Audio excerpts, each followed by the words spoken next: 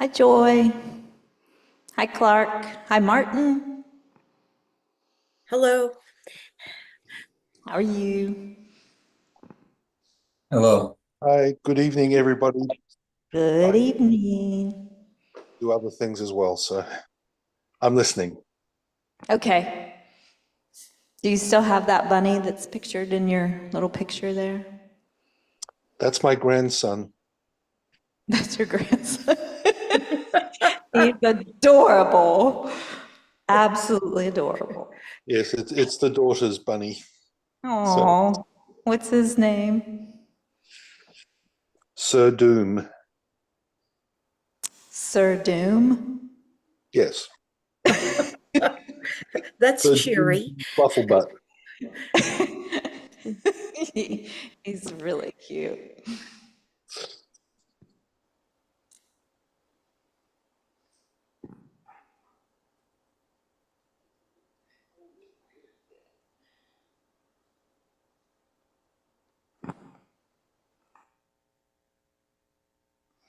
Hi, how's the temp in here, everybody? I'm the only one that's hot.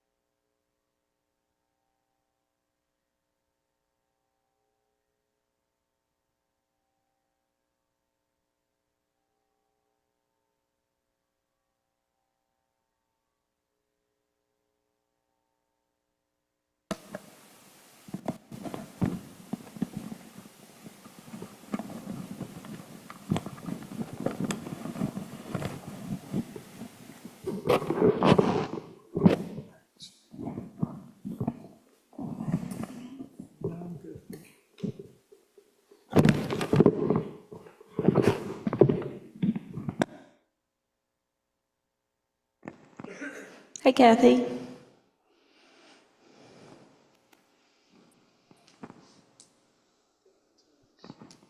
It's 7 o'clock on the dot, according to this.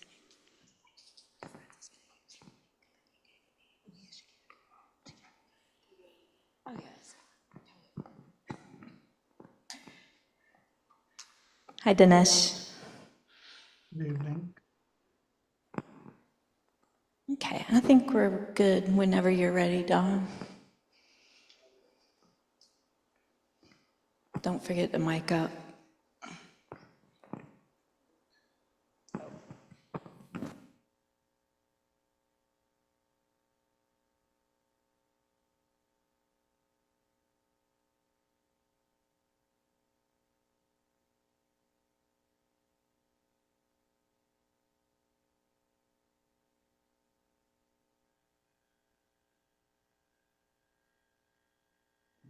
What do you want to start with?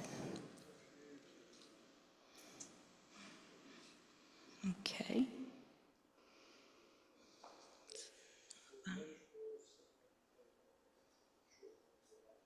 Okay. It is, and let me just pull it up online real quick. Where is it? Ah.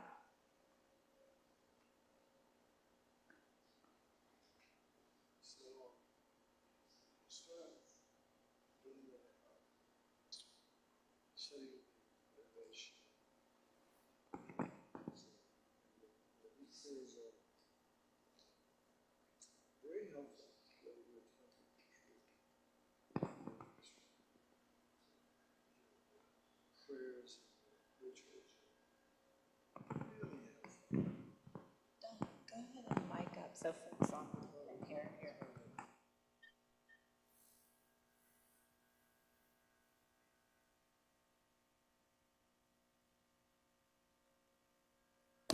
Hello.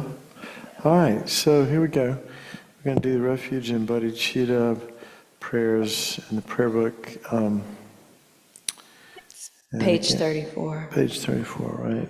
And so the I always like to remind myself, so I'll just do it out loud, that there's motivation for taking refuge is there's actually three things that we need to reflect on before we do this. One is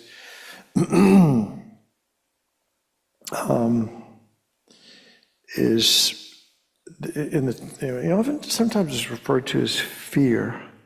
I like the word fear, but actually other people use the word dread because it's not as loaded as fear. Anyway, that's Alex Berzin uses that. But it's actually fear of, technically they say fear of the three lower realms, the animal realm, the hell realm, and the hungry ghosts and hell realms. But, it's really the fear of all of samsara, just living a life with a mind that's completely, as to use Lama Yeshe's term, berserk, a little extreme, but out of control. There's no way, we can have momentary happiness, but we'll never have anything near lasting peace and happiness with the kind of minds that we have. So we need to develop a sort of a dread of having this kind of contaminated mind and body that really only leads to more suffering until we tamed it. That's number one. Number two is confidence in the Buddhas, the Dharma, and the enlightened beings. And the Sangha. And the Buddhas are the enlightened beings, but we're also taking refuge in our own Buddha nature, our own potential to be that. And then the Dharma, taking refuge in the Dharma is actually, it's not the books, it's the realizations that these words are pointing to. That's what we're taking refuge. But also in our own potential to gain those realizations. And then the last thing is bodhicitta, or compassion. Compassion for ourselves, compassion for all living beings. So that's our motivation for taking refuge in Buddha, Dharma, and Sangha, and this prayer. And then the four measurables are great love, great compassion, joy, and equanimity, and so on. So we'll just do these prayers together in English. I go for refuge until I'm enlightened, to the Buddha, the Dharma, and the Supreme Assembly. By my practice of giving and other perfections, may I become a Buddha to benefit all sentient beings. I go for refuge until I'm enlightened, to the Buddha, the Dharma, and the Supreme Assembly. By my practice of giving and other perfections, may I become a Buddha to benefit all sentient beings. I go for refuge until I'm enlightened, to the Buddha, the Dharma, and the Supreme Assembly. By my practice of giving and other perfections, may I become a Buddha to benefit all sentient beings. May all sentient beings have happiness and the causes of happiness. May all sentient beings be free from suffering and the causes of suffering. May all sentient beings be inseparable from the happiness that is free from suffering. And may all sentient beings abide in equanimity, free from attachment for friends, hatred for enemies. Reverently, I prostrate with my body, speech, and mind. I present clouds of every type of offering, actual and imagined. I declare all my negative actions accumulated since beginningless time and rejoice in the merit of all holy and ordinary beings. Please remain until the end of cyclic existence and turn the wheel of Dharma for living beings. I dedicate my own merits and those of all others to the great enlightenment. And then we'll do the short mangala. This ground, anointed with perfume, strewn with flowers, adorned with Mount Meru, 4 continents, the sun and the moon. I imagine this as a Buddha field and offer it. May all living beings enjoy this pure land. Idam Guru Radha Mandala Kami Yatayami. So we'll start out. We'll just, before we do the video, we'll do non-round breathing. Everybody knows how to do this, probably. But we breathe in we can breathe in the left nostril 3 times and out the right 3 times, and then in the right 3 times and out the left 3 times, and then in both nostrils and out both nostrils 3 times. So you can, sometimes it's helpful just to occlude the opposite nostril. That helps me, but you do it how you want to.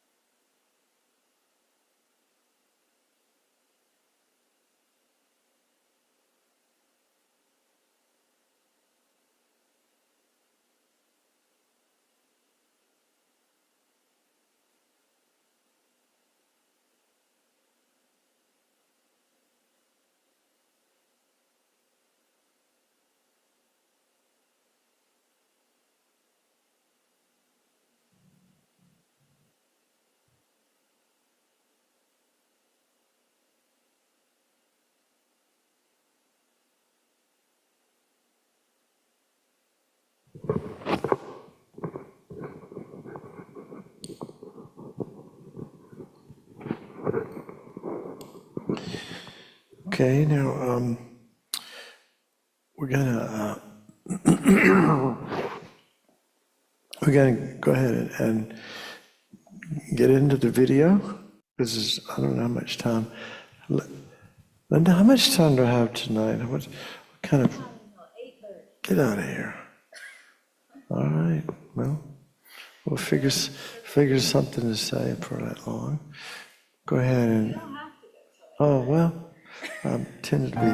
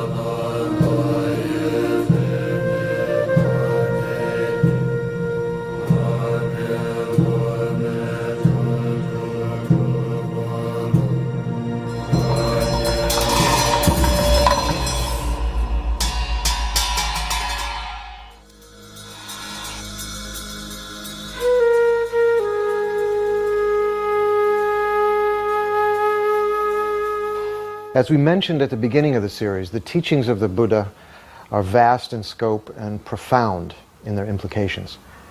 Among the most profound are his teachings on Tantra, also called Vajrayana, based on a foundation of loving kindness, a correct view of reality, and total renunciation.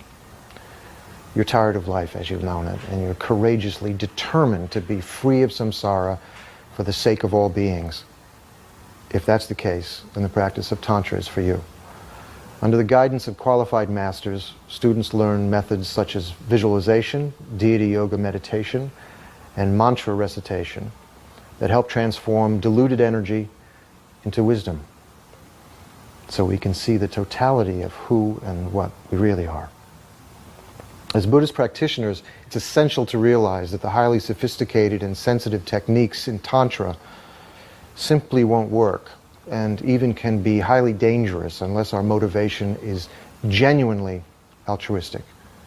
Since these precious teachings are extremely difficult to come across in this day and age, join us in investigating how we can make the most of this extremely rare opportunity.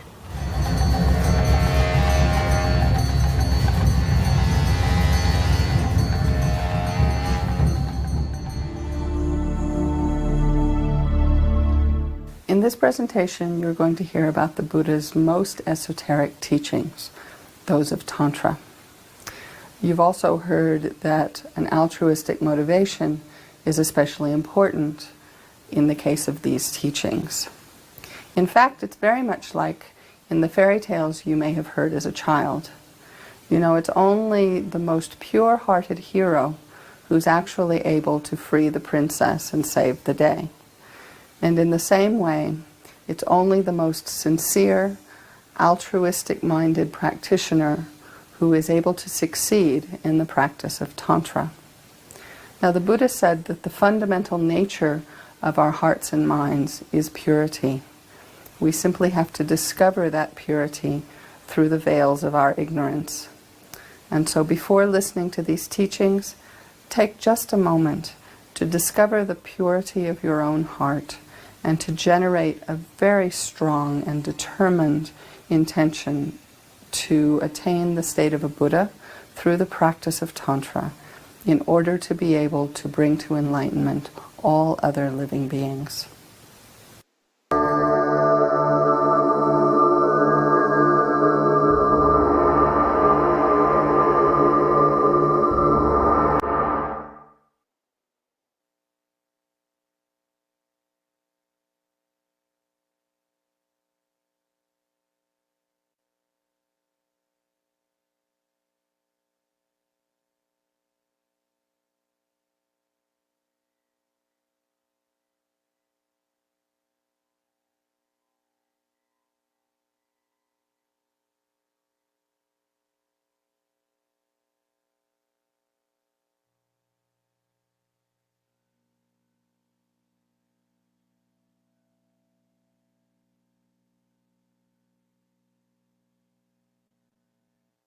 We can correct our the attitude. We can correct our action. Don't think that my attitude, my action is my previous karma. I cannot do anything.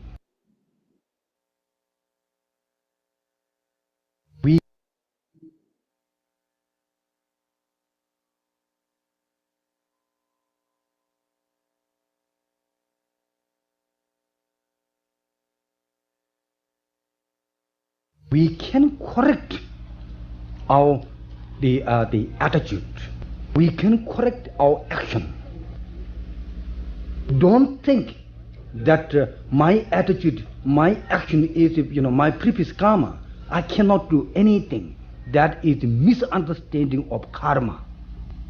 Don't think I'm the powerless. We do have power. Human being, we do have power to change our lifestyle, to change our attitude, to change our habit. That capacity you call maybe Buddha potentiality or God potentiality or whatever you call. That's why Buddhism is simple. And it is universal teaching. It is understandable any religions or non-religious people. That is the beauty of human being has a powerful instrument. Any kind of things we can trick, any energy we can trick, we can transform it something else. That's why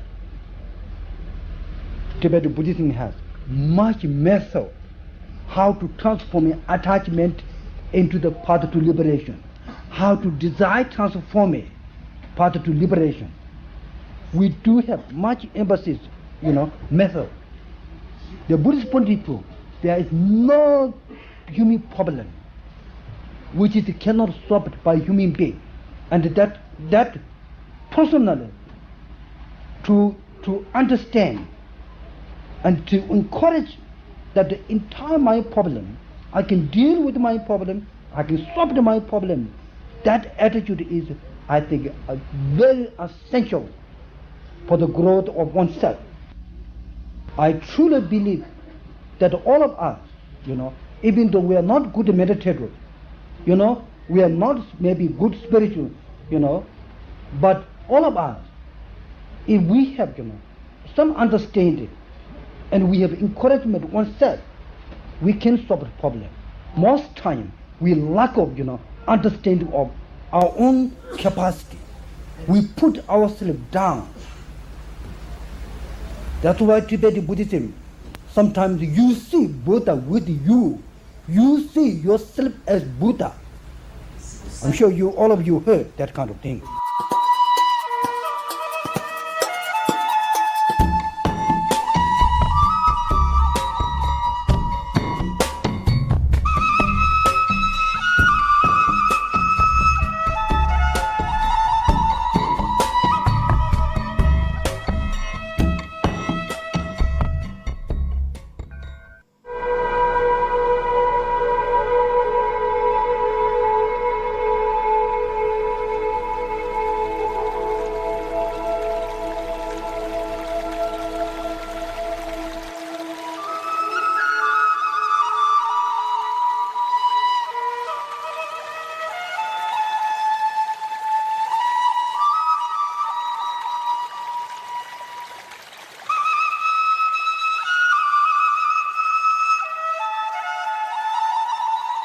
The Tibetan tradition of Buddhism, there is a great emphasis on practicing Tantra as the fastest way to achieve enlightenment.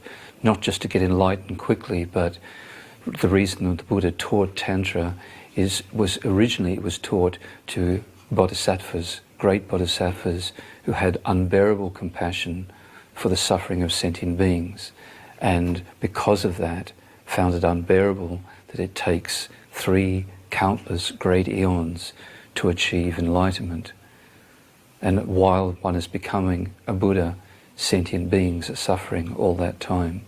So because of that, the Buddha taught the fast way to achieve enlightenment, the tantric way. So it's meant for bodhisattvas, those beings who have unbearable compassion. So all of Tibetan Buddhism is influenced by the tantric view. And from a tantric point of view, the teacher, the qualified teacher, is the very embodiment of the triple gem of the Buddha, Dharma and Sangha. So it's kind of appropriate to think about this subject in the sense of meeting with a qualified teacher and generating the right relationship to that teacher is a very crucial part of the path to liberation and enlightenment. We need someone who really not simply knows the words of the Dharma, but knows their own mind and has the experience of controlling their mind in a wise and skillful way.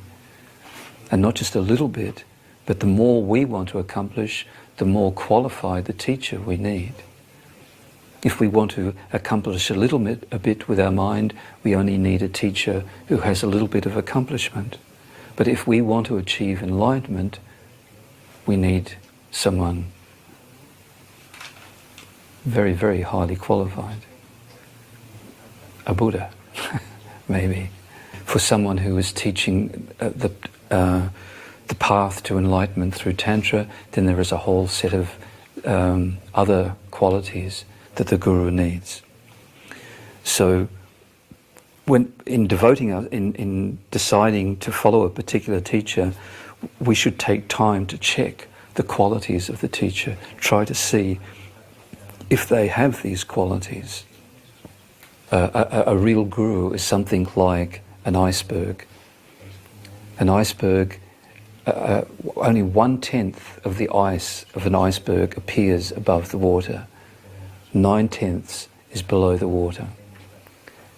So a guru is like that. When we see great beings, we can see many qualities. Even at our level, we can see qualities.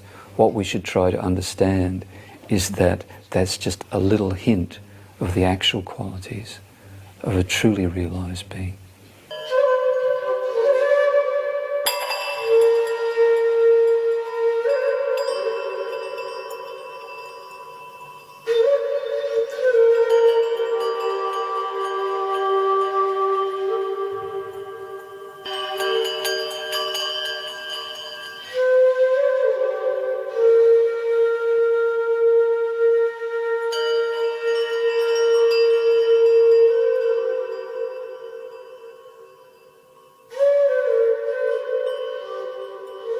我记得今天也没人读，我记得们细节上跟我是呢，当时呢，但曾经是呢，第一个读呢。For practicing Dharma, basically one has a choice of sutric practices or tantric practices.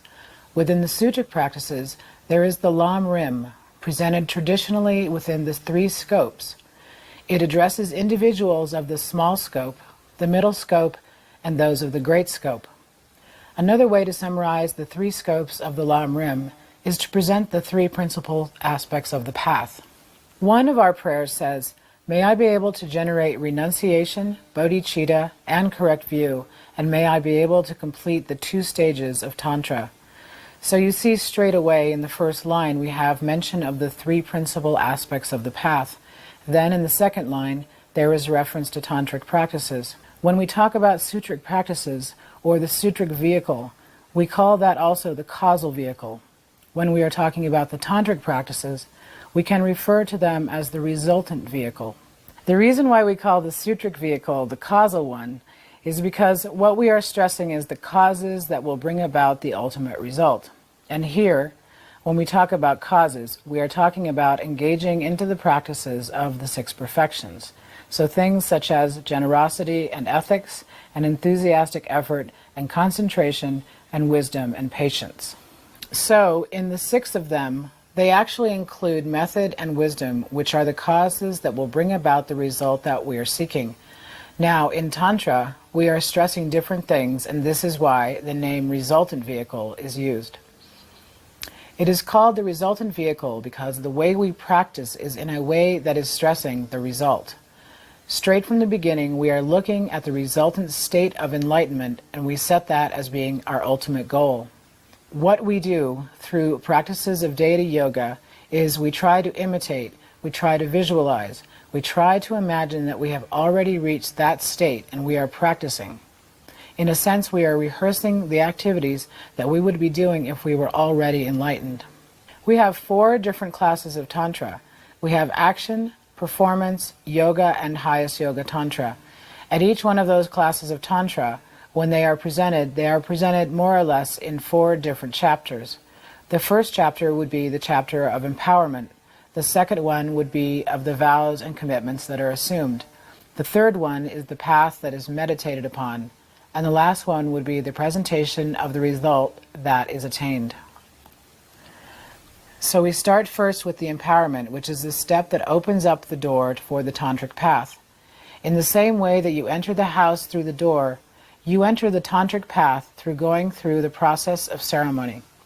And what the ceremony does for you, it authorizes you to be able to listen, to reflect, and to meditate on the various tantric teachings.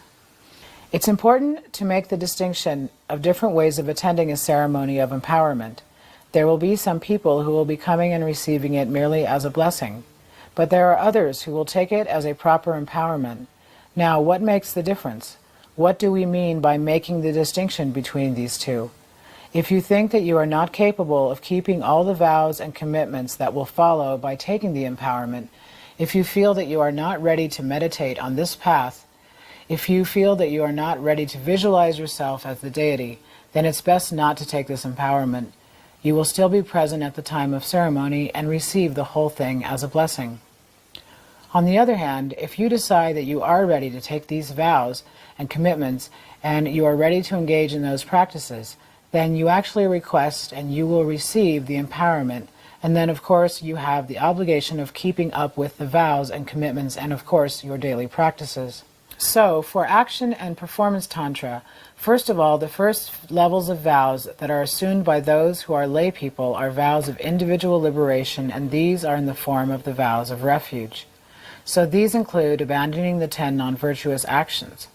Then on top of that, the vows which are assumed are bodhisattva vows. In the case of action and performance tantra, we are not receiving tantric vows. In the case of yoga and highest yoga tantra, on top of refuge and on top of bodhisattva vows, we also assume the tantric vows. Together with the tantric vows, we assume the commitment of engaging in 6-session guru yoga. Now, as the name indicates, there are 6 sessions of that. It's a practice that is repeated 6 times during the day, every day. If one is practicing lower tantras, One would have to engage in two distinct stages, which are called yoga with signs and yoga without signs. Within the frame of the practices with signs, what we are doing is we are generating ourselves as the deity, visualizing the deity with all its aspects. Then at the next phase, when we are practicing yoga without signs, we are meditating on the emptiness of all these appearances. What happens with the highest Yoga Tantra is that we are engaging in practices of generation stage and practices of completion stage. Again, there are two distinct phases, more or less similar practices, but they are given different names. At the stage of generation, again, we are visualizing ourselves as the deity, but at the stage of completion, we are focusing on practices that will be bringing about the purification of the channels, the winds, and the drops. The reason why we do that is because we want to render the three things serviceable. We want to bring about a certain degree of purification and flexibility with the winds and the drops that move within our channels. And the reason for that is that in that way we can actually bring about a general purification of all other aspects of our body, not only improving the health, but also getting closer to this model of perfect existence of the Buddha that we have as a goal. So what we are trying to do in the practice of completion stage is to purify the channels and the winds that flow through them. If we can render those things serviceable, then what we will do is actually, ideally, purify the winds that move through the channels. And if you can change the movement of the winds, that means that you can also change the type of mind that is riding those winds. This is what we are referring to when we use the term completion. We are referring to complete purification and complete serviceability of the winds and the channels. Now, it is important to understand that most of the channels that we have within our own body are not stretched out as they should be.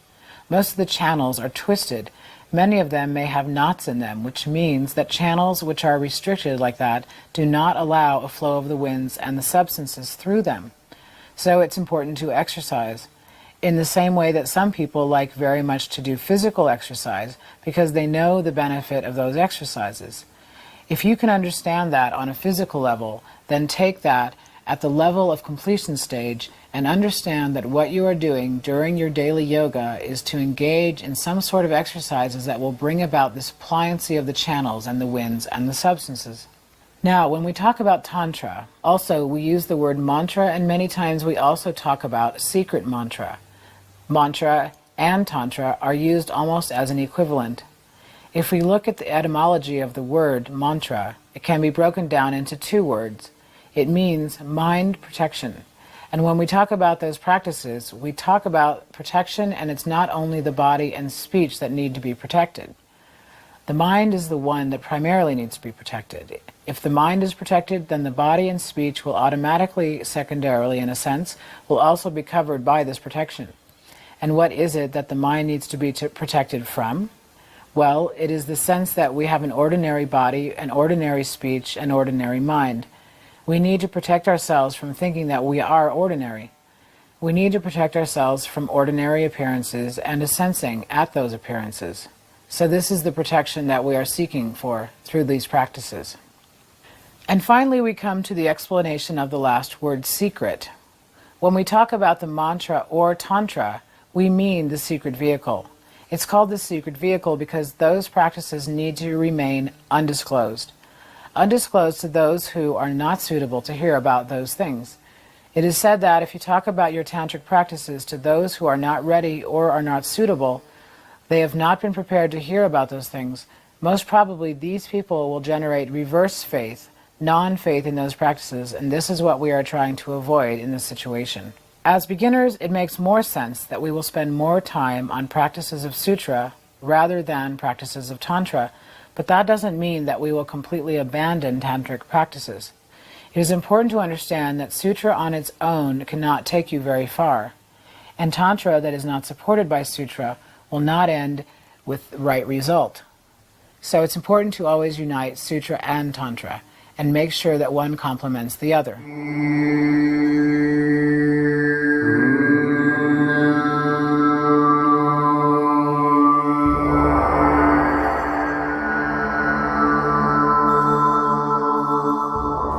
Tantra is often presented as something that's afterwards. It's something that's more advanced. In other words, first we study the sutra path, what the Tibetans would call the lam rim, the graded stages of the path, and develop the one that edited this book. certain basic fundamentals, such as what Lama Tsongkhapa called the three principal aspects of the path: the renunciation, the wish and the determination to break free from suffering and limitation, and then the view of emptiness, understanding the true nature of reality, and bodhicitta, developing the warm heart, the dedicated heart, striving for enlightenment to benefit others.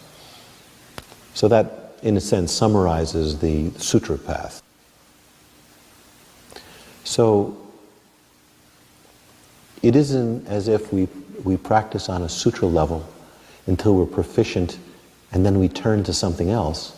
It's that the practice of Tantra allows us to get into those very same areas on a deeper, more meaningful basis. And so, for me, Lama Yeshe's introduction to Tantra, it really comes alive for me in a really meaningful way, not so much when it's talking about Tantra itself, but rather the three principal aspects that give it birth, that give it meaning. Many years ago, in the middle of the 70s, so quite a long time before I was working on this book, I did a retreat on Vajrasattva. That's the purification practice, which is considered a very important preliminary and aspect of tantric practice. When it was over, and I had to think back as to what the retreat really was about, it really was about renunciation. Even though I was doing tantric practices and tantric visualizations and so forth, what the retreat actually taught me to some extent was the ordinary way that I live my life, the ordinary ego-dominated way that I live my life, is just totally unsatisfactory. Even when things look beautiful, look pleasant, they may just be, it might just be a disguised form of dissatisfaction and suffering. I don't think the reality of that would have hit me if, at the same time, I wasn't doing other practices which were attempting to kind of purify my vision, concentrate my attention, remove some major obstacles so that I could understand things on a deeper level. So later, when I was working on Lama Yeshe's teachings on Introduction to Tantra, where he discusses this to some extent, you know, that Tantra helps you actually understand the sutra topics better, I really felt I understood what he meant, what he was pointing at.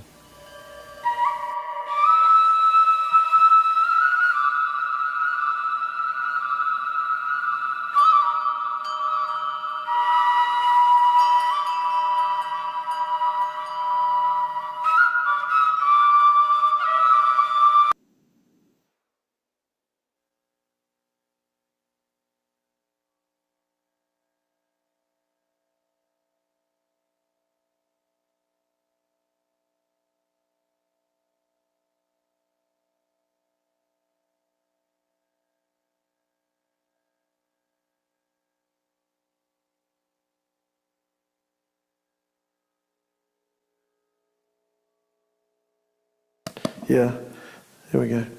I mean, Tantra is so different than Sutra, which is what this center specializes in.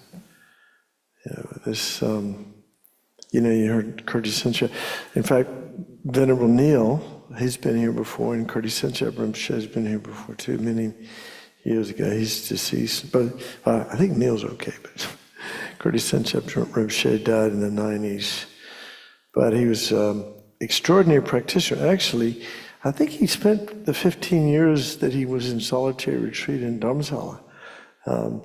he was doing Kala Chakra, this statue we have over here. He was doing, that was his meditational deity. At least that's what I heard. So he's a tantric adept, someone who really dedicated his life to practicing the Dharma. And all of our teachers, including Geshe-la and His Holiness the Dalai Lama, I mean, they're all sort of, Tantra is their main practice. But when they come here to teach, they teach Sutra, which is what we need. Because we don't need to jump in you don't need to jump in a jet and you don't know how to fly. You never had any lessons, but by golly, you think you can fly from here to London or whatever. No, you will crash, you will die. It will not end well. And Tantra's that way. It really requires a lot of things have to come together in a special way. Well, I will say, just as a way of just why I'm teaching this class. First of all, I'm not really, please don't take this in any other way than I'm just trying to give you some idea what business I have teaching this class. First of all, I have no business, but I'm doing it because nobody else has ever done it. All the years that Kadampa Center has been in existence, I'm the only one that's ever taught an introduction to Tantra because, I don't know, there might be some other reasons. I think when Rabina comes, sometimes she's taught classes when I wasn't, when this particular module was going, but it's it's kind of like you shouldn't really talk about Tantra. It's called secret mantra. Because you can confuse people and turn them off, and if you don't give them the right information. Basically, they say in the text, if you talk about Tantra to someone who's not ready to hear it, then you're going to go to the Vajra hells. Doesn't sound very good, does it? So I'm like well on my way to the Vajra hells from having taught this class many times. And I do remember, the reason I shortened it to 2 classes is because I just feel like I left people bewildered by the amount of information. It's just, I spent years in India studying this, listening to teachers, and I had to listen to His Holiness the Dalai Lama and great teachers, His Holiness's teachers, and had an opportunity to do retreats and stuff like that. And just before I came back and settled down in North Carolina, but I put a lot of time and effort into trying to understand Tibetan Buddhism and even dabbled a little bit in, Tantra. You're not really supposed to, you really aren't, it's interesting. I was telling, I remember when I took refuge at Kopan back in 1978, and I knew that John talked about doing the Vajrasattva practice, which is like a 3-month retreat, and it's a purification practice. And there was a friend of mine, and he said, look, don't tell anybody what you're doing. Just say you're going to be, because I had to go to Sri Lanka. Lama Zopa said, no, you're going to Sri Lanka. So I asked him where I should do my retreat. He said, Kandy, Sri Lanka. And I went, what? That's a Theravada country. But that's where I went. But this person, he said, don't tell people what you're doing, but just tell them you're going on a retreat to take a look at your mind, to examine your mind. That's exactly what happened at the end of the retreat. I saw what a mess I was, but I also saw some potential there. which really hooked me forever on the Dharma, because I saw that the mind is something that can be worked with. And Tantra is considered to be the fast way. That's of course what we want, right? We're Westerners. We want the fast, quick. We want it now, yesterday actually, and it doesn't quite work that way, unfortunately. And I think somebody mentioned in the video, I think it was the nun who's setting the motivation, that it could be dangerous, and it can be. It's interesting, I saw some, I lived in Dharamsala for quite a while, which is where the Dalai Lama lives, in northern India, and some things happened that, and when we went on retreat, some things happened, people's minds who weren't ready for that level of practice, and it began to work with the energies and so forth, got in trouble.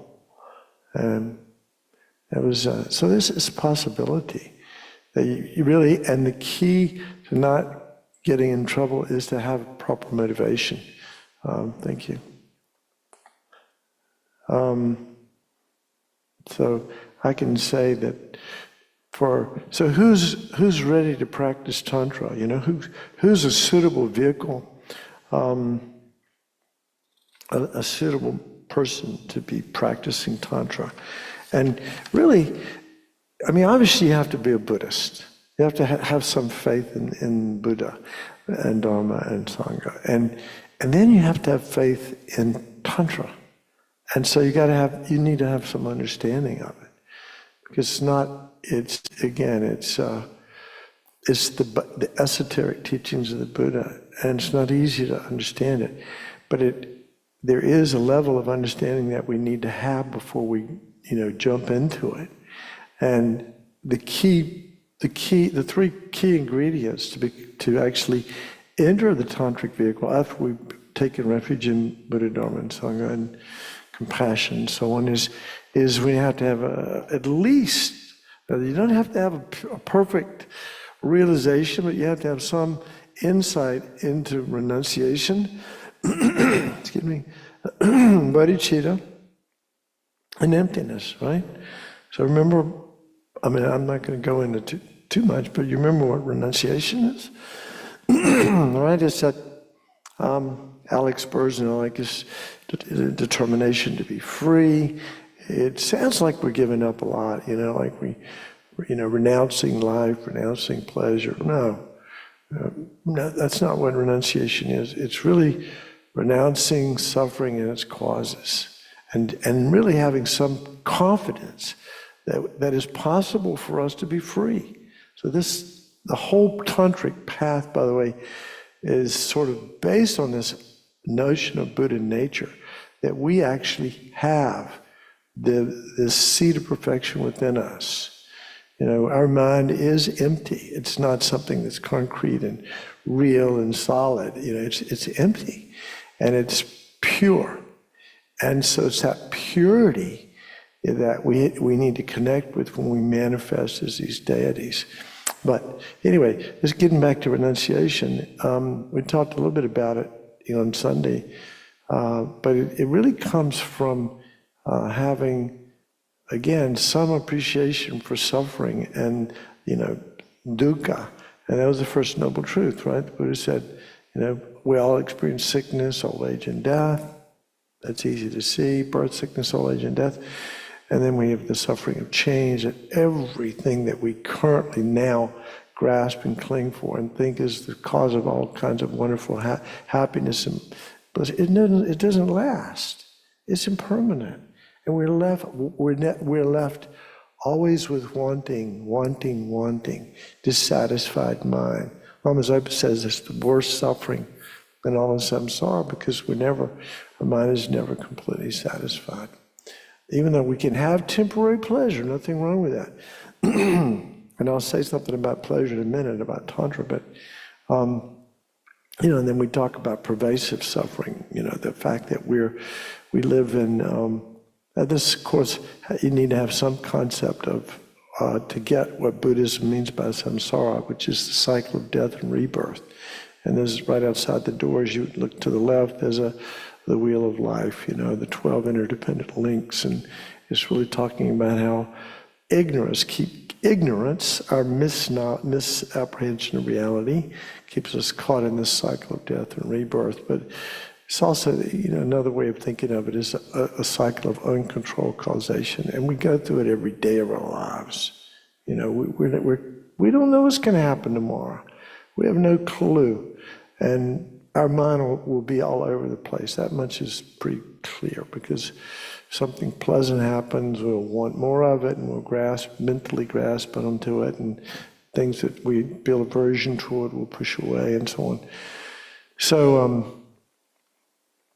So we have to get really, we need to know our mind well. We need to know what that dukkha, this dissatisfied, unsatisfactory state of existence that we currently think is great, and there are great things about it for sure, but there's something far better than that, and it's called enlightenment.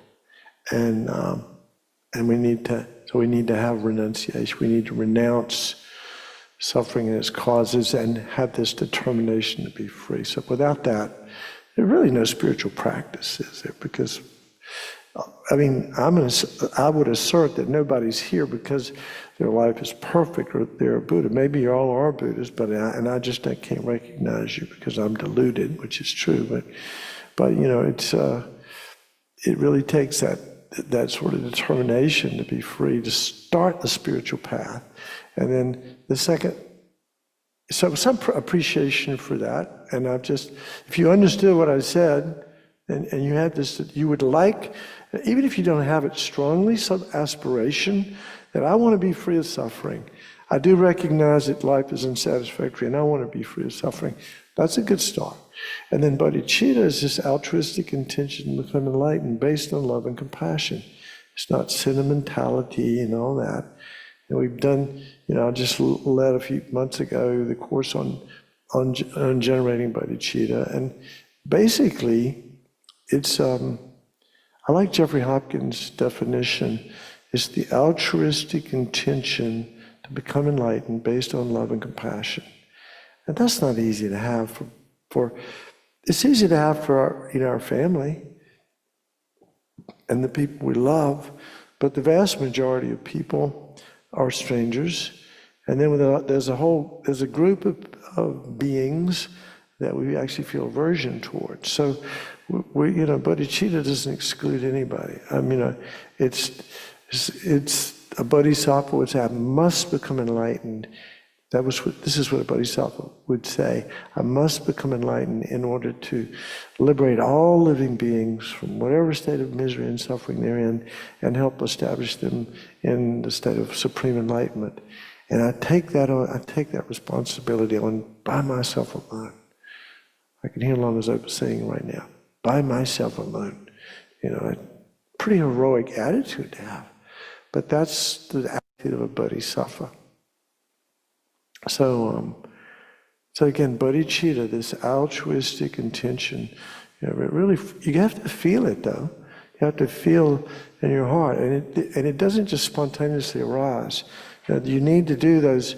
We have those 11 meditations that we did in the course, and we need to do them over. We need to do them every day, day after day after day. And if we have a chance to do a retreat, we do it to try to get some feeling for the words, the meaning of the words are not enough. We need to have some experience of the feeling that's associated with these various meditations, and then this determination to become a Buddha for others, for the benefit of all beings. So that's the second prerequisite to practice Tantra. And the third is correct view of reality, which John alluded to, John Linda. And we, again, the classes on emptiness are taught here all the time, and on, at least from a sutra perspective, we talk about the the king of reasoning, which is the truth of emptiness. Does anybody remember that? The three, the king of reasoning. There's actually three things, right? So everything arises in dependence upon causes and conditions. Everything depends upon parts, and everything depends upon a consciousness that labels it, that designates it. So again, the key word is depends. Everything arises or depends on causes and conditions, on parts, and on a designating consciousness. Everything is interdependent, right? Nothing exists independently. Independent of my mind, for example, the most profound understanding of that is that we basically create our own reality all the time. Our mind is projecting our reality.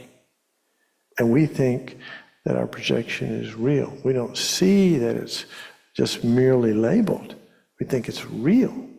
And so emptiness is saying there's something right now, when you look at this, when you look at the Buddha statue, it looks like it's, look at this, the space between your eye and the Buddha statue. There's a lot of space, you know?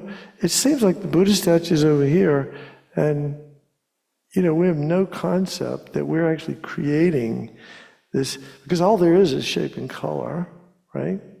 And then we have stories that we make up about that shape and color and the things that we understand culturally, and because you come to Kadampa Center, it means one thing to you and maybe something to somebody else. So we create our whole lives with our mind. Things don't exist independent of our mind labeling them, projecting them, you know. And so, and the most critical one is our sense of self. You know, we think that we are like real. And we are, but we're not real in the way we think we are. This is Buddhist view. We do exist. Of course we exist. There's a mind, can't see it, but there is a mind. It has no form. There's a brain that we can see at autopsy or at surgery, but you know, we have a brain, but that's not the mind. Even scientists always, you know, grappling over what is the mind, because it's formless. And then there's the body. So we have a mind and body. That's who I am.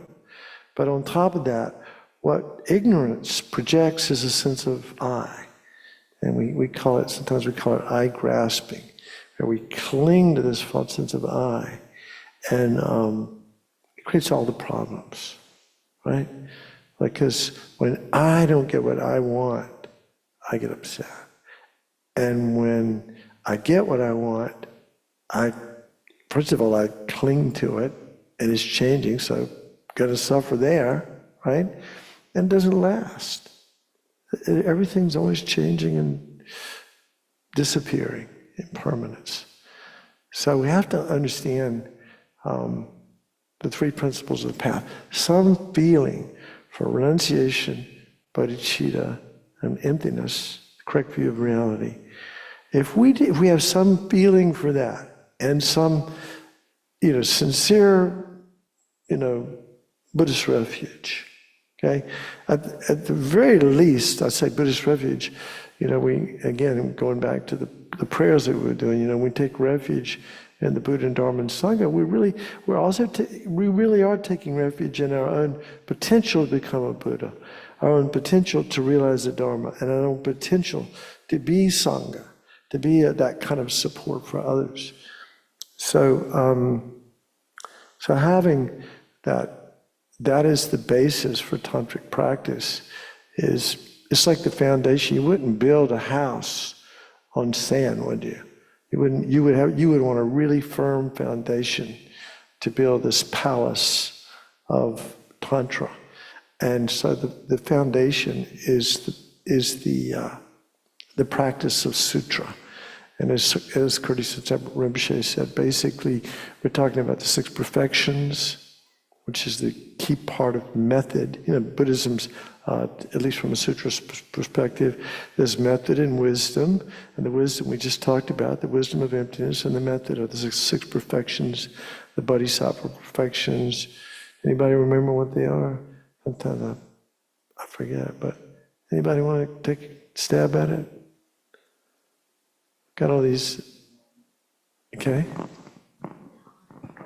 I'll try it. I think they're generosity and ethical thinking, perseverance rather,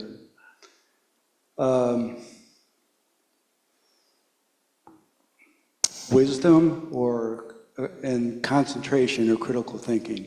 Yeah. You left out one. It's patience. Patience Tolerance. instead of persistence. Yeah. Well, there's actually enthusiastic perseverance is one too. So there's ethics, generosity, patience or tolerance, enthusiastic perseverance, concentration, and wisdom. That's actually more. But anyway, maybe that's the 7 perfections. But anyway, that's the key components of the method part, and then the wisdom. And so in the sutra path, we practice method and wisdom sequentially. In the tantric path, we practice method and wisdom in one single moment of mind. And that's why it's so powerful. And we'll talk about that some other time. But that has to do with data yoga. It has to do with, yeah, go ahead. In the sutra path, it's wisdom and method. But in the tantra path, it's wisdom and method at one moment. But what was it for the sutra path? They're practiced sequentially. Yeah. And they say that's why Tantra is more powerful, because we can combine method and wisdom in a single moment of mind. Now, there are other aspects of Tantra which Kurti Sincham Rinpoche was talking about. Like, for example, you've heard about, it's often thought of as the path of desire, transformative path, where you can work with different types of desire energy. In other words, in Tantra, in Sutra, particularly you go to countries like Thailand, which I lived in Thailand for 6 weeks one time, and I lived in different monasteries, and I remember when I'd go on begging rounds with the monks, and they would all be, they had. I'm not saying this is wrong. Please don't hear that. It was a great experience. I had a wonderful experience while I was there. But the Theravada tradition is to sort of shield yourself, your mind, your eyes, and you close off your sensory doors from pleasurable experiences as much as possible. So when you go on begging rounds in the early morning to the village to get food with your begging bowl, you don't look at the people that are giving you the food. You try to keep your eyes cast down because you don't want the energy of attachment or desire to arise in the mind. You try to protect the mind by, not coming into contact with objects that would create excitement or attachment or desire to arise. Whereas Tantra, says, bring it on. Bring it on. We're going to use that energy to transform our mind. So Tantra doesn't exclude anything. So sometimes you may hear teachers stories about tantric adepts who were thought it was crazy, but they didn't exclude anything.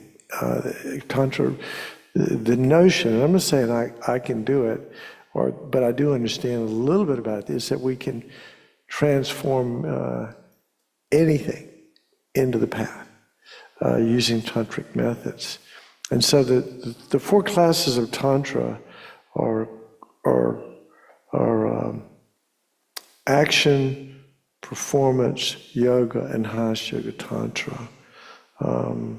Kriya, the Sanskrit words I think are Kriya, Charya,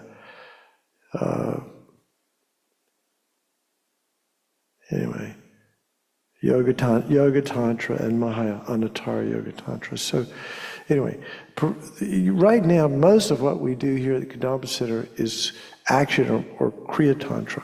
So all of these, for example, let's see, Medicine Buddha, White Tara, Chinrezig, all of these are images that would qualify as Kriya Tara over here. All these statues would qualify as deities that you would use in the practice of Kriya Tantra or Action Tantra. In Hajj Yoga Tantra, you might use Kala Chakra. You might use that as your meditational deity. Now, what do I mean by that? Let me back up a minute and say this about the different types of Tantra. So, again, we're talking about transforming. Interestingly, John, the title of the first book, John, the first time they released this book, it had it didn't say the transformation of desire. It did on this book, because I guess it sells more books. But but in Tantra, you're supposed to be working with, and please read the book, because I'm going to botch this up, trying to tell you this. I want you to get this is a very profound book. I think it's the most wonderful introduction there is in the world to Tantra. But basically, it says, they use an example of like meeting an attractive person, okay? So you see somebody that's attractive, doesn't matter which, sex, which gender they are, but you see a being that's attractive, well, you get some energy, don't you, from that? Some sort of pleasurable energy arises in the mind. That's what we work with in Kriya Tantra. You see the deity, and it's beautiful. Usually it's depicted as a 16-year-old male or female, and their body's made of light, and they're beautiful and perfect in every way, and they're gorgeous, and everything about them is perfect. And your mind is kind of buoyed up by that energy. And so you work to transform that energy into wisdom and compassion. And then the next level of Tantra would be like smiling. Okay, so that's performance Tantra, which we don't, I don't know we've ever done any meditations in that particular genre of Tantra. But anyway, when you smile at somebody, again, you see the attractive person. That's one level of energy, right? When you smile at them, you make a connection, and you see them eye to eye, and you smile at each other, and then all of a sudden more desire arises in the mind, right? And so that's more energy. The energy of desire is what we're working on here. That's the stuff that we used in the transformation process. And then we might actually reach out and shake their hand or even give them a hug. Okay? So here's somebody that we feel attracted to and we've connected with, and now we're physically making connection with them. So again, more desire arises. Again, from one point of Buddhism, this is all bad and wrong, and we need to stay away from it. This is all diluted stuff. This is not really the teachings of the Buddha. But these are the esoteric teachings of the Buddha that were for a select few, the people that were ready for it, the bodhisattvas, who had what they call impatient compassion and bodhicitta. They saw the suffering of sentient beings, and they just couldn't. The sutra path takes 3 countless eons to get enlightened on the sutra path, and they wanted the fast path. They wanted a jet, a rocket. And so they asked the Buddha for these more profound teachings. And then in Hajj Yoga Tantra, you actually the energy of sexual union. I mean, so most people, when that happens, our mind goes berserk, right? I mean, it's so pleasurable. The pleasure is so intense. The desire is so strong. It only leads to more attachment and more desire, right? But to use that energy, the energy of desire, of sexual union to actually transform our mind and create these more profound states of mind is amazing. And only an extraordinary practitioner could do that. Only somebody who would, actually they say you have to have perfect concentration, and you have to have a really powerful understanding of emptiness, because who's doing this? If you think it's your ego involved running the show, then it's really going to be it's going to be a disaster. So those are the 4 levels of desire that Tantra works with. Again, of seeing something that's attractive and the desire of that, and then smiling, making some sort of connection. That kind of desire is more powerful, and then physically touching is more powerful, and then sexual union is most powerful. And so there's, again, not everybody wants to do if just ordinary intercourse were the cause of enlightenment, probably be a lot of enlightened people around, but it's not happening. So I think there's something else missing from, just having fun in that way. And so that's something it's a conversation for another day. Maybe we'll ask Rabina when she comes. I'm sure she'll eat you alive if you ask her that question. Anyway, I'm just kidding. So those are the 4 levels of Tantra, and that we have to practice. Now, let me just go. I've got some notes here. Probably should rely on notes, otherwise I'll just go all over the place. But well, let me see.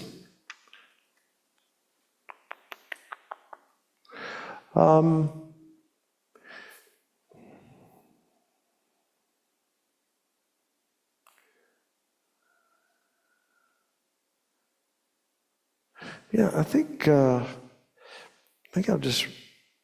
These are some of the notes that I took years ago that I've been holding on to.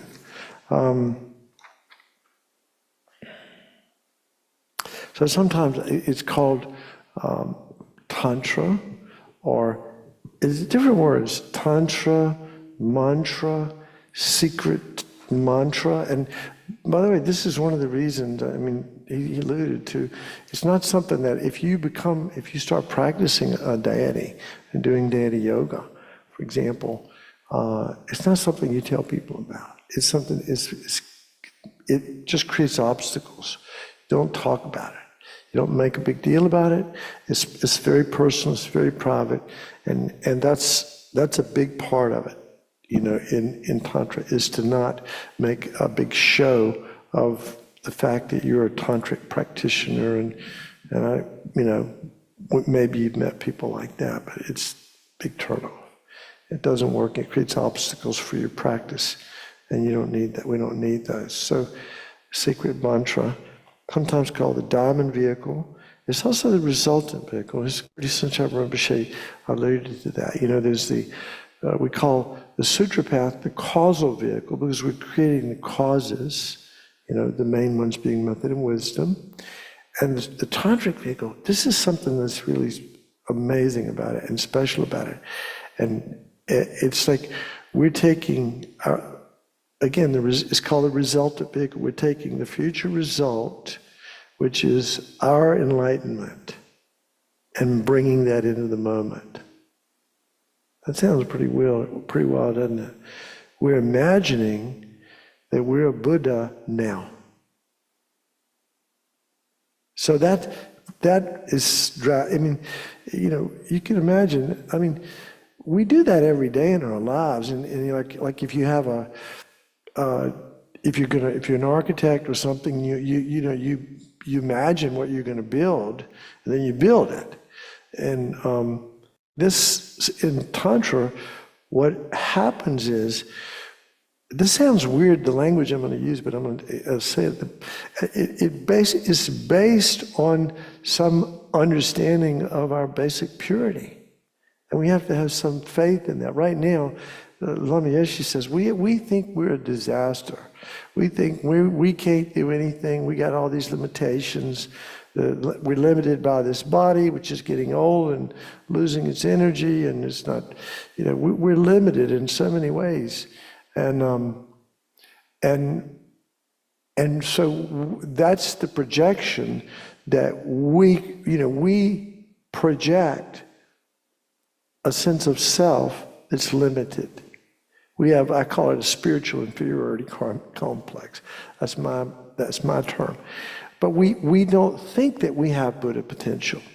But the teachers, and again, this is where having a guru that you have faith in and having some faith in tantric practice actually really comes in handy.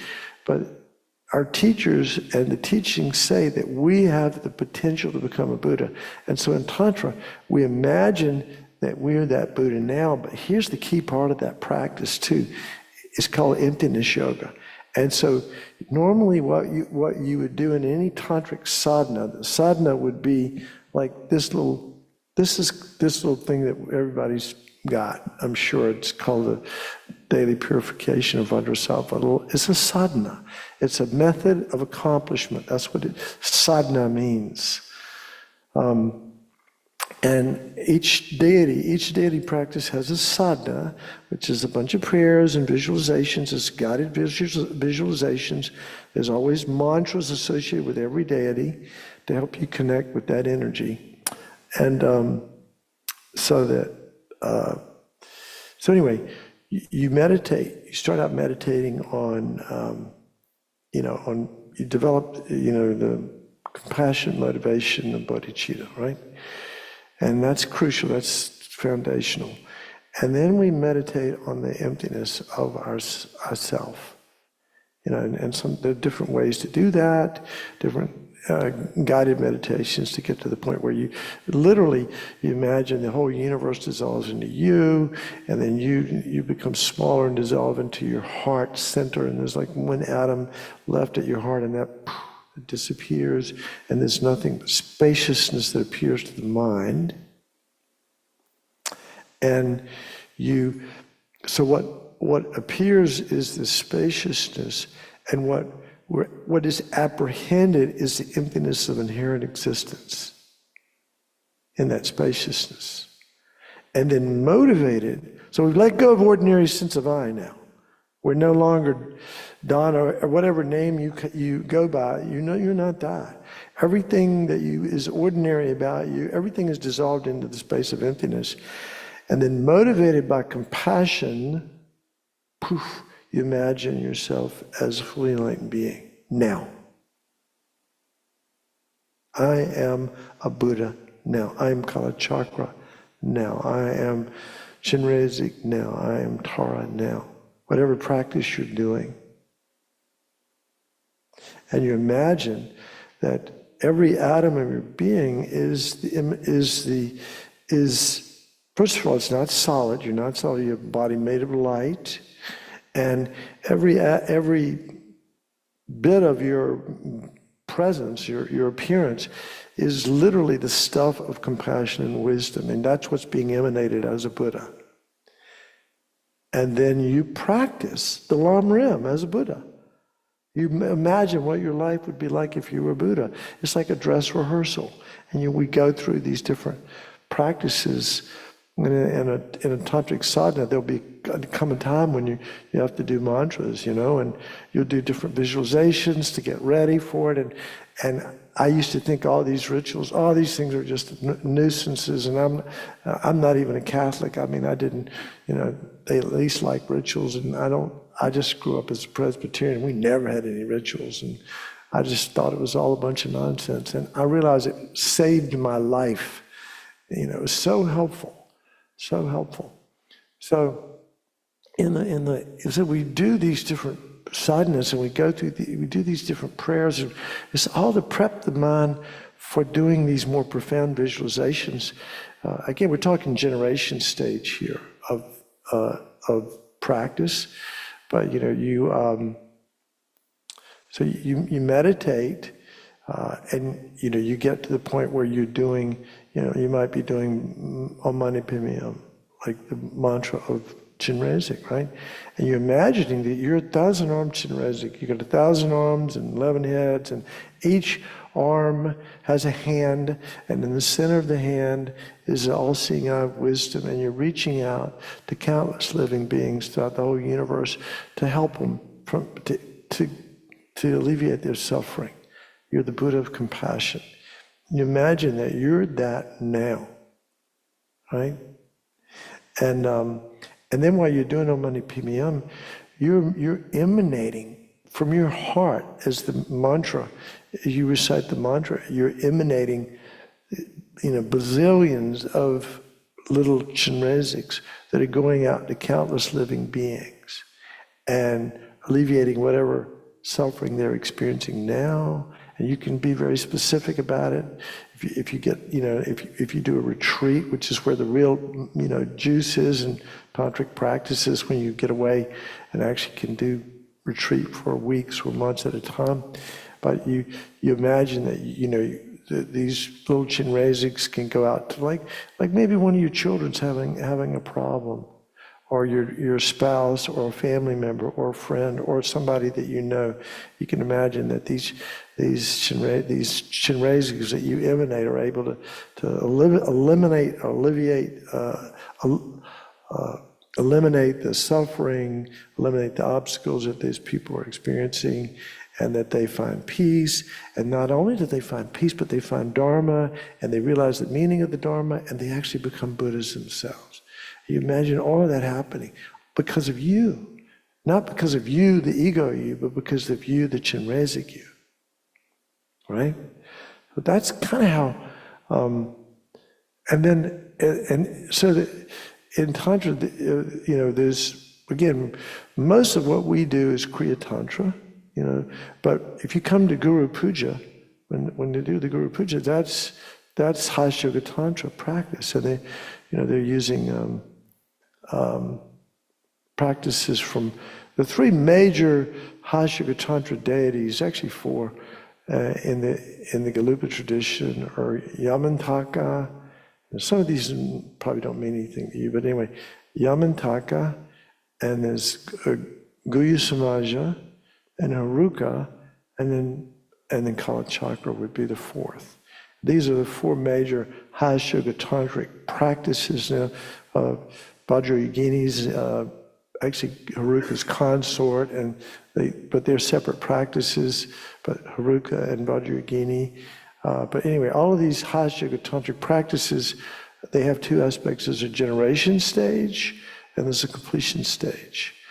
And at our level, again, you could actually take an initiation from, if you have some feeling for the three principles of the path, and you feel like you have confidence in the guru, and you have connection with this guru, and you faith in them, that they're not misleading you, and they're going to tell you, give you good guidance. Then, in a way, the teachers would say, you're ready to at least practice Tantra at whatever level you're capable of practicing now. Again, based on your basic fundamental awareness, understanding of the three principles of the path and how Tantra works. And then so you can go ahead and do the practices and do them in retreat and develop these qualities. And some friends of mine, they were married when they did this 3-year retreat. They lived in the same house, in the same building for 3 years together and didn't talk the whole time. Yeah, but they went over 3 years. They were in Miller Rapis Center in Vermont, Roger and Paula Monroe, and they had done this 3-year retreat, and they said, and this retreat was all about Tantra and so forth, but they said at the end of that 3-year retreat, it was their takeaway was they got such a powerful appreciation for Lam Rim and the three principles. It was really about the three principles. Tantra was like the method to deepen your understanding and feeling an experience of renunciation, bodhicitta, and emptiness. Kind of interesting. Any questions? Because we're running out of time. Yeah.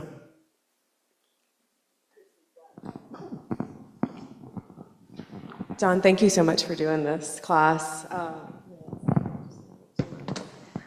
You had mentioned about taking a pleasurable experiencing and using that energy to transform any experience into the path.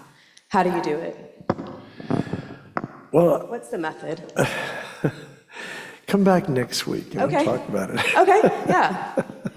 Is it, yeah. Well, you know, it has to do. One of the reasons that we see, I mean, one of our biggest problems is seeing everything as ordinary, particularly ourselves. So that's why deity yoga, again, is so powerful, because we're giving up our ordinary sense of a limited self and seeing ourselves as completely accomplished, you know, capable of anything. And right, you know, I remember Robbie asked George Chernoff this question. I may be misquoting Robbie and George, but Robbie said, you know, look, it sounds like, you know, we're playing fantasy games here, imagining that we're something that we're not. But George said, the deity that you imagine yourself being is just as real as the person you think you are now. Because the person we think we are now is a projection of ignorance. So here we are, wisdom, we understand that we're using visualization, and color, and light, and everything about it. We're using our mind to create a visualization and a method to transform our mind. We're using our mind to purify our mind. We're using our mind to transform our mind. It's one way of saying it.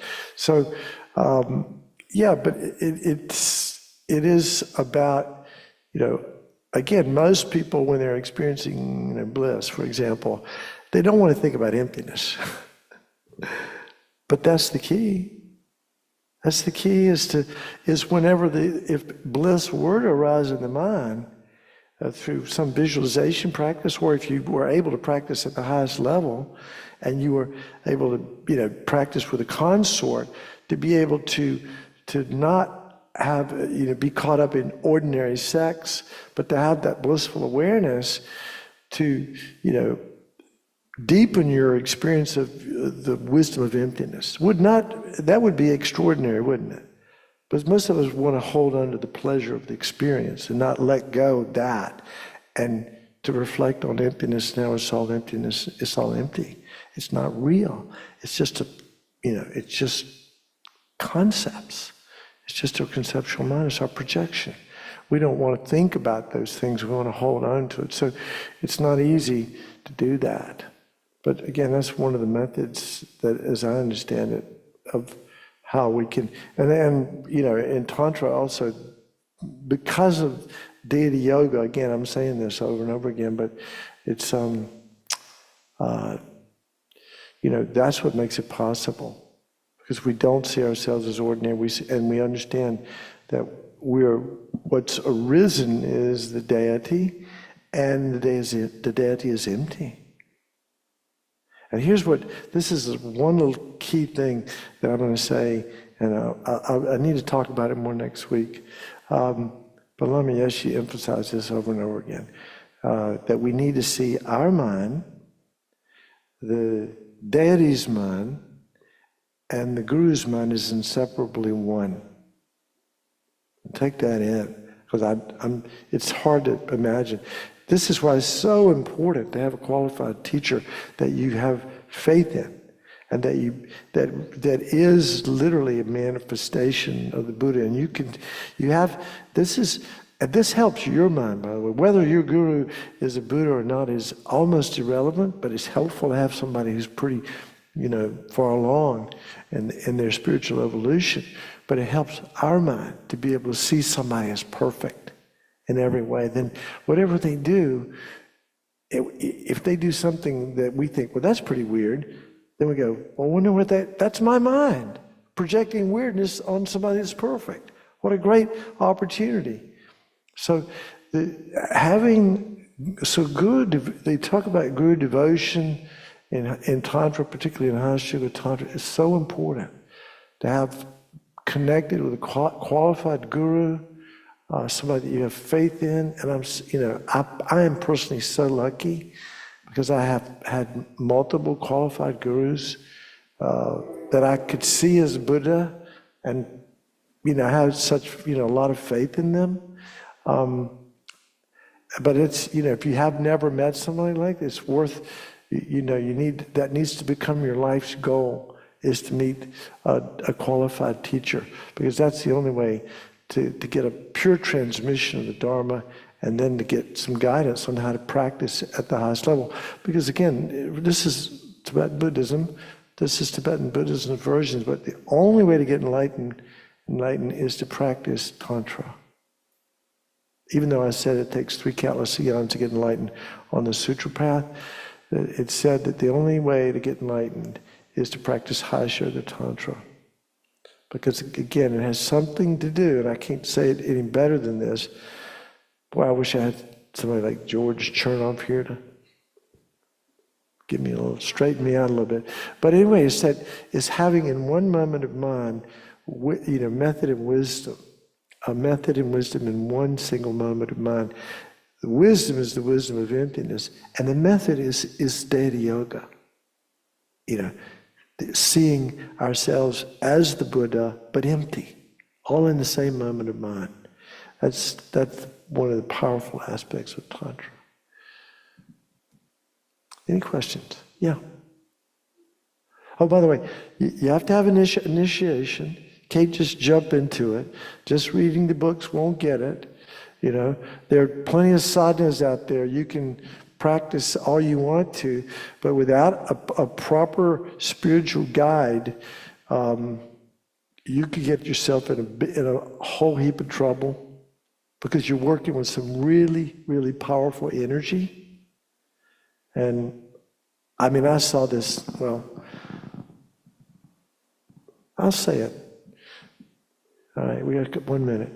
I saw some people flip out doing this practice on 2 occasions when I was in India. So these are people I thought were sane, but literally lost it. So very powerful practice, needs to be respected and practiced correctly under the guidance of a qualified teacher. So let's do dedication. Okay, go ahead. So the question I have is, so when we generate ourselves as the deity or see ourselves as the deity, is that similar to taking that deity on as a consort? Not really. Okay. Because actually, for example, if you visualize yourself as color chakra, you would be both male and female. Mm-hmm. You'd be the whole package. So you wouldn't say, well, that I'm male or female. Plenty of men meditate on, do practices and see themselves as Vajrayogini or Tara. So it's not a gender thing. But you asked, what was the question? And I'm not saying from a gender standpoint, but from a practitioner standpoint, becoming the deity. Visualizing yourself as the deity would be like union, right? No, because union is, that's a High Sugar Tantra experience. High Sugar Tantra is the generation and completion stage are both predicated on union, on sexual union, as being, the energy you're working with. All right? Whereas the lower levels of Tantra, when you're just seeing a beautiful image, that's bringing up a certain level of desire. You're working with the desire that you can work with, which is the pleasure of seeing something attractive. That's not the same thing as the bliss that comes with sexual union, which is, again, that bliss is part of what gets transformed in High Sugar Tantra. Yeah. That makes sense? Yes, thank you. All right. So anyway, I don't want to keep everybody here, so I'll stick around and answer any questions that people might have. Well, let's say I'll try. And Yeah. we'll do dedications, page 246, 247 in the Gold Prayer Book.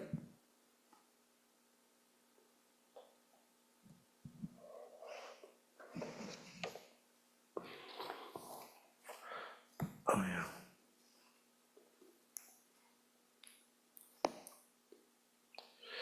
I strongly recommend, I mean, this is the last book in the library, by the way, of Introduction to Tantra, but you can probably have it on your doorstep in 2 days on Amazon or Wisdom Publications, you know, it's out there.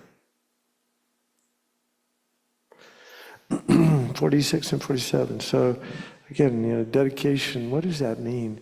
So it's some kind of positive potential, hopefully we've generated here individually and collectively that will benefit us and help us become a better servant, a better, you know, a better being, help us along the path of enlightenment to benefit others.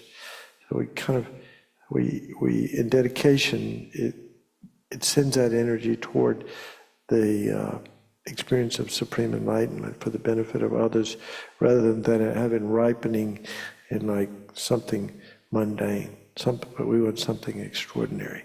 So enlightenment is extraordinary. So that's what we want to dedicate it to.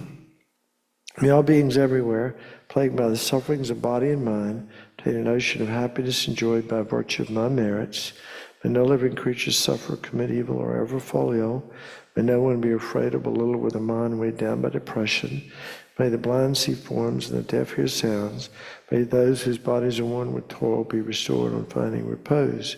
May the naked find clothing, the hungry find food. May the thirsty find water and delicious drinks. May the poor find wealth, those weak with sorrow find joy. May the forlorn find hope, constant happiness, and prosperity. May they be timely rains and bountiful harvest. May all medicines be effective and wholesome prayers bear fruit. May all who are sick and ill quickly be freed from their ailments. Whatever diseases there are in the world, may they never occur again. May the frightened cease to be afraid, and those bound be freed. May the powerless find power, and may people think of benefiting each other. For as long as space remains, for as long as sentient beings remain, till then may I too remain to dispel the miseries of the world. Okay, amen. So so your homework for the next week is really to read, to get the book and read it, and as much as you can. And I actually have, I'll give Linda some stuff to post. It's actually the answers to the quiz that was supposed to go, but the questions and the answers to the quiz will be posted, and that'll be something you can read to give you sort of it's only 3 pages long, but it's kind of a summary of some of the juicier points about Tantra. Okay? Thank you, Don. Yeah, thank you. Thanks, everyone. Thanks, everyone online. We'll see you next week for the last class of this 2-year cycle of Discovering Buddhism. Thank you.